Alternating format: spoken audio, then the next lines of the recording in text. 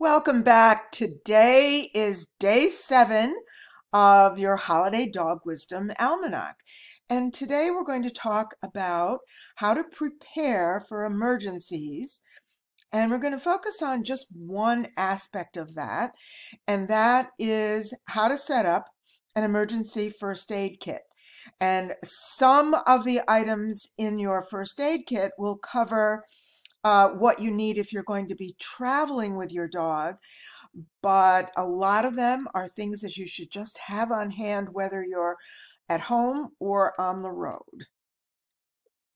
So here is a pretty complete list of the things that you might want to include in a first aid kit. It might be a good idea to pause the video and look at this list and write down, if you want, some of the things that you'll want to include in your first aid kit.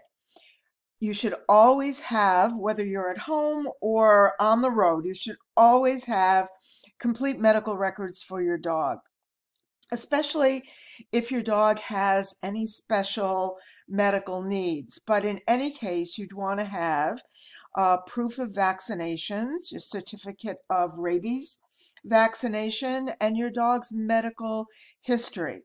And then for minor injuries, peroxide, antibiotic ointment, gauze, scissors, tape, gloves, and then also wipes, paper towels, and waste bags, and a towel and a blanket.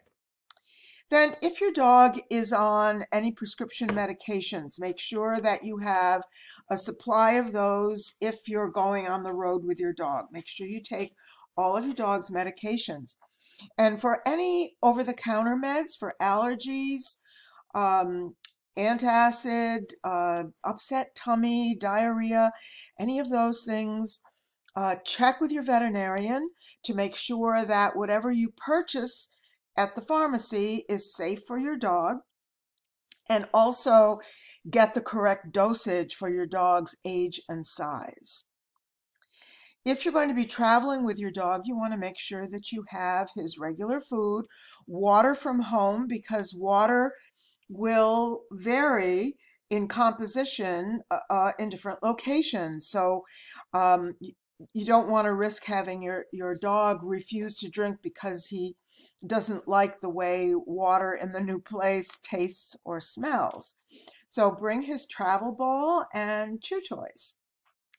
And then, of course, an extra collar and leash. It's always good to have that in the car when you're traveling or handy at home. And then if you are traveling, a flashlight and fresh batteries, because if you're going to take your dog out for a walk in the dark, you're going to need a flashlight in order to pick up after him. And then, of course, your emergency phone numbers, which I'm going to get to in a second and tell you what those are. Make sure that all of your dog's tags are up to date. You should have an ID tag with your mobile phone number on it. Microchips. If your dog is not yet microchipped, it would be a super good idea to get that done, especially if you're going to be traveling with your dog. And then phone numbers. And here are the phone numbers that you should have. Of course, your veterinarian's office and after hours phone number, along with the phone number for the nearest emergency animal clinic.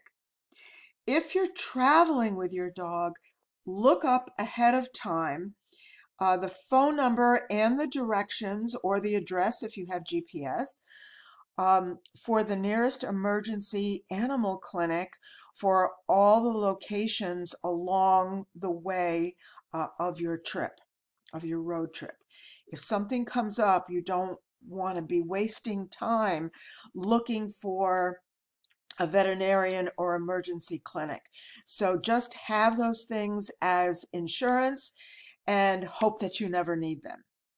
And then the ASPCA Poison Control Hotline, just in case, it's always good to have this phone number.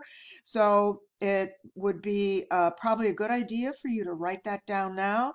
And again, you can go back to this part of the video and pause it and take notes on this information. It's a lot to remember on one slide. So it's a good idea to take some time and write down any of this information. That's all I have for you today. And tomorrow and the following day, we're going to be talking about the foods that are safe for your dog and foods that are really, really bad for your dog and why. So that's what we're going to be talking about next. And that's it for now. See you soon. Bye-bye.